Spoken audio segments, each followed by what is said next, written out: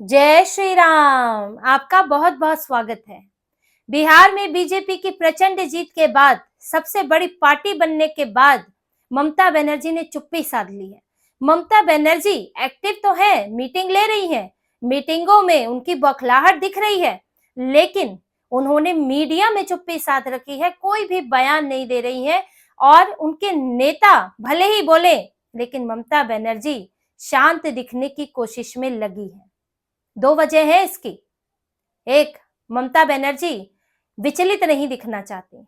बिहार की जीत पे बयान देने का मतलब है कि ममता बनर्जी का दिख जाना कि अब जो है सिंहासन डगमगा गया है, अब जो है परेशानी बढ़ गई है, इसीलिए ममता बनर्जी बौखलाहट में बयान दे रही है। वो दिखा रही है कि मुझे तो कोई फर्क ही नहीं पड़ा। अच्छा, बिहार में चुनाव हुआ था, बिहार में बीजेपी जीती है, मेरे लिए मायने नहीं रखता, क्योंकि बंगाल में तो मैं ही जीतूंगी। ये एक बड़ी स्ट्रैटेजी के साथ वो चल रही है। लेकिन अगर उनकी पार्टी को फर्क ही नहीं पड़ता तो टीएमसी के नेता भनभना कर बयान नहीं देते। टीएमसी के नेता दावे नहीं कर रहे होते कि 250 सीटें हम जीतेंगे। भाजपा भ्रम में ना रहे, भाजपा के लिए ये दूर की कौड़ी है। बीजेपी के नेता, टीएमसी के नेता बयान पर बयान दे रहे हैं, लेकिन ममता बनर्जी शांत है। दूसरी वजह है कि पीएम मोदी के बयान ने ममता बनर्जी के मन में खलबली पैदा कर दी है, टीएमसी में खलबली पैदा कर दी है। पीएम मोदी ने बिहार की जीत की शाम को ही बंगाल के लिए रास्ता जो है वो साफ कर दिया। उन्होंने बीजेपी के कार्यकर्ताओं, नेताओं को दिशा दिखा दी और साफ कह दिया कि बिहार से गंगा बंगाल की तरफ बहती है और हम बंगाल में भी जीत दर्ज करेंगे और ममता बनर्जी के बंगाल के जंगल राज को खत्म करेंगे। ये तीन बयान बहुत मायने रखते हैं, क्योंकि इसमें बीजेपी का मुद्दा भी सेट हो गया और बीजेपी का आगे का रास्ता भी तय हो गया। देखिए, बंगाल के को लेकर मीटिंग दोनों तरफ चल रही है, ममता बनर्जी भी, टीएमसी भी और बीजेपी भी, और रणनीति बन रही है और अब तो पूरा फोकस ही उस तरफ है। बीजेपी ने पिछली बार जीत का स्वाद चखते चखते रह गई, जीत के रास्ते से लौटी, दरवाजे से वापस लौटी थी बीजेपी, और इस बार वो नहीं चाहती। 2 सीटों से 77 सीटों पर पहुंच चुकी थी, लेकिन कुछ संगठन की कमियां थी, कुछ मुद्दों की भी दिक्कत थी और कुछ वोटों का खेल था, जिससे बीजेपी जीत नहीं पाई। लेकिन इस बार जो बीजेपी में रणनीति बन रही है और जो पीएम मोदी के बयान से लगता है कि इस बार बंगाल के लिए कुछ अलग प्लानिंग हो रही है। जो बीजेपी का विजय रथ चलता आ रहा है, महाराष्ट्र से हरियाणा, दिल्ली, बिहार और अब बंगाल की तरफ उसे बीजेपी ले जाना चाहती है और इस बार जीतकर बंगाल की सत्ता में आना चाहती है। लेकिन बंगाल के लिए थोड़ी अलग स्ट्रैटेजी की जरूरत है, जो कि महाराष्ट्र और हरियाणा, दिल्ली से अलग है। महाराष्ट्र में बीजेपी को हिंदुत्व का साथ मिला, हिंदुओं का साथ मिला, क्योंकि उद्धव ठाकरे ने धोखा दिया था और हिंदुओं में घोर नाराजगी थी, क्योंकि उन्होंने वोट उद्धव और बीजेपी को दिया था। अब इसके कारण बीजेपी को एक सिंपैथी वोट भी मिला और जिस तरह से तुष्टीकरण हावी हो रहा था एक हिंदुत्ववादी पार्टी उद्धव ठाकरे की, वो तुष्टीकरण में डूब गई, मुस्लिमकरण हो गया उसका।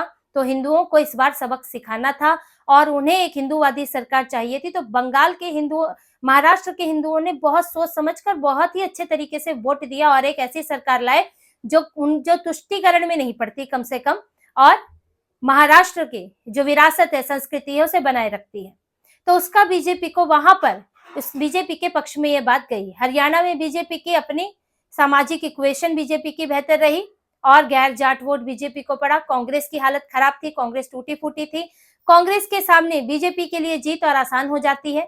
क्षेत्रीय पार्टियों के साथ मुश्किल पड़ती है, जैसे कि दिल्ली में 10 साल लग गए केजरीवाल को हटाने में, क्योंकि क्षेत्रीय पार्टियां कोई वादे करने से, कुछ चीजें करने से चूकती नहीं है, क्योंकि उनको सिर्फ उस क्षेत्र को देखना होता है, उस राज्य को देखना होता है, तो वो कुछ भी वादा कर लेती है, कोई भी बयान दे देती है, जिससे एक राष्ट्रीय पार्टी के लिए चुनौती खड़ी होती है कि वो उसके सामने कैसे विकल्प रखे। लेकिन फिर भी 10 साल में विकास के मुद्दों पर बीजेपी ने जीत हासिल की। बिहार की तरफ आए, बिहार में सामाजिक इक्वेशन तो बनाई ही, जातिगत इक्वेशन बनाई, लेकिन उसके इतर यहाँ भी हिंदुत्व का मुद्दा चला है।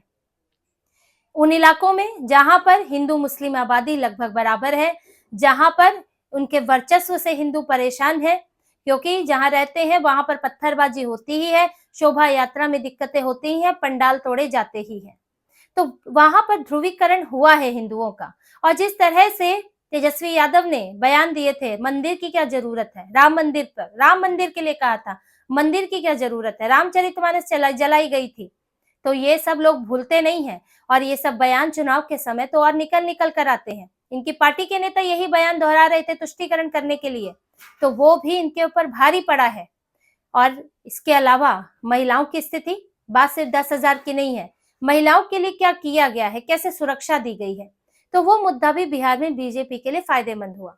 अब इस सब को जोड़ते हुए बंगाल में क्या हो सकता है, बंगाल में महिलाओं की बात करें तो बीजेपी का फोकस महिलाओं पर है, क्योंकि ममता बनर्जी के दौर में ये जो अभी हाल में कानून व्यवस्था चरमरा गई, चाहे आरजी का केस हो, लॉ कॉलेज का केस हो और रेप के मामले हो, तो महिलाओं के लिए असुरक्षा का माहौल तो है।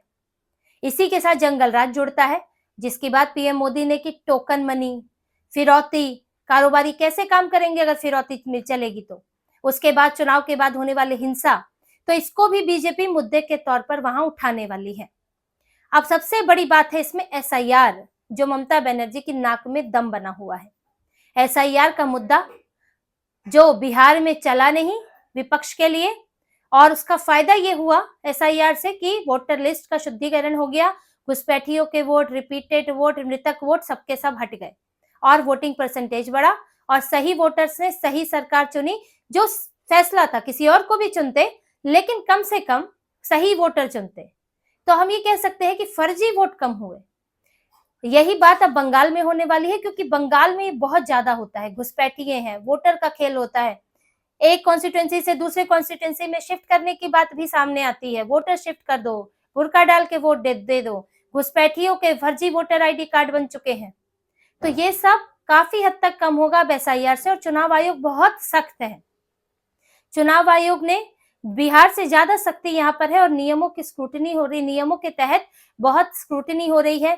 आधार कार्ड से मृतकों का डेटा मिला है, यूआईडीएआई ने 34 लाख ऐसे लोगों का डेटा दिया है जो मृतक है आधार कार्ड के मुताबिक। तो अब वो तो सीधे सीधे कटेंगे, जिनका वोटर आईडी नहीं मिलेगा उसको जांच के देखा जाएगा कि वो सही है कि नहीं है।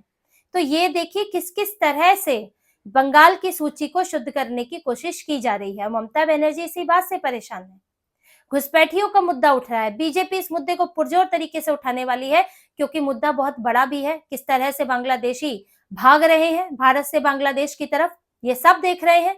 कामवालियां भाग गई हैं, ताले लग गए हैं, 40,000 मस्जिदें एक्टिव हो गई है कि एक भी मुसलमान का छूटना नहीं चाहिए, भले ही कोई भी हो, भले ही कैसे भी कागज बनाने पड़े। मुस्लिम संगठन सारे एक्टिव हैं, तो यानी कि कोई तो परेशानी है, और यही परेशानी ममता बनर्जी को है। ममता बनर्जी को घुसपैठिए के मुद्दे से प्यार रहा है, क्योंकि इससे ध्रुवीकरण होता है और घुसपैठिए भी वोट देते हैं। लेकिन अब तो वोट गायब हो जाएगा, लेकिन मुद्दा तो रहेगा, तो इसलिए ममता बनर्जी को फायदा नहीं होगा उनके वोट का।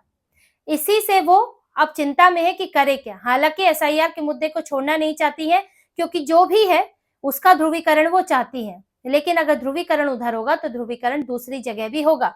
मुर्शिदाबाद जैसे इलाके हैं जहां हिंदू परेशान हैं, ममता बनर्जी हिंदुओं की सुरक्षा करने में असफल रही हैं, पंडाल तोड़े जाते हैं, पंडाल बनाने नहीं दिए जाते हैं, शोभा यात्रा पर पत्थर पड़ते हैं और ममता बनर्जी की सरकार कुछ नहीं करती है। तो वो लोग भी अपने लिए एक सुरक्षित सरकार ढूंढ रहे हैं। तो पूरे बंगाल में माहौल बदलता दिख रहा है। बीजेपी की नई रणनीति है, जो ममता बनर्जी विरोधी वोट है उनको एकजुट करना, जैसे कि अधीर रंजन चौधरी को लेकर जिस तरह का शुभेंदु अधिकारी का बयान था, वो कहीं ना कहीं जो कांग्रेस को वोट पड़ते हैं, लेफ्ट को वोट पड़ते हैं और ममता विरोधी वोट बढ़ जाता है, तो बीजेपी उसको भी एकजुट करना चाहती है और इस बार अपने कैडर पे ज्यादा भरोसा करना चाहती है बजाय कि पैराशूट कैंडिडेट के। ये भी एक रणनीति में बदलाव हुआ है। तो ममता बनर्जी को हर तरफ से घेरने की तैयारी है, जोश बढ़ा हुआ है, इसमें कोई दो राय नहीं है कि विजय रथ है उसको बंगाल तक ले जाना है। ममता बनर्जी घिरी हुई है, एसआईआर से परेशान है, इनके नेताओं के बयानों में दिखता है कि क्या स्थितियां चल रही है।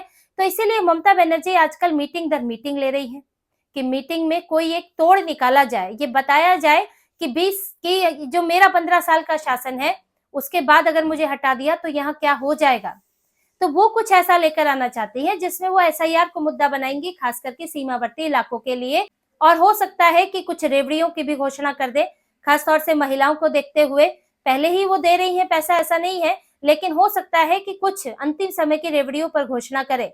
तो यहाँ पर अब बीजेपी को भी काउंटर करने की जरूरत होगी। अगर ममता बनर्जी कुछ ऐसा करती है तो वो इस वक्त और ज्यादा तैयारियों में लगी है कि अब ये जो जीत मिली है इसका असर बिहार में, बंगाल में ना हो पाए, क्योंकि कई लोग जीतने वाले की तरफ जाते हैं जो कंफ्यूज होते हैं, जो देख रहे हैं कि बिहार के लोग क्यों रिपीट कर रहे हैं, कुछ तो वजह होगी, तो वो अपना मन बदल लेते हैं।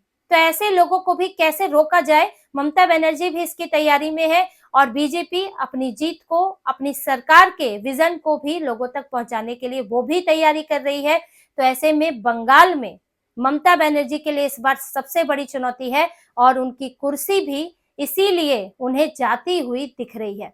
तो इसी तरह की और खबरें और विश्लेषण आपके लिए लाते रहेंगे। हमसे जुड़े रहिए, सब्सक्राइब कीजिए, कमेंट कीजिए। बहुत बहुत धन्यवाद। जय श्री राम।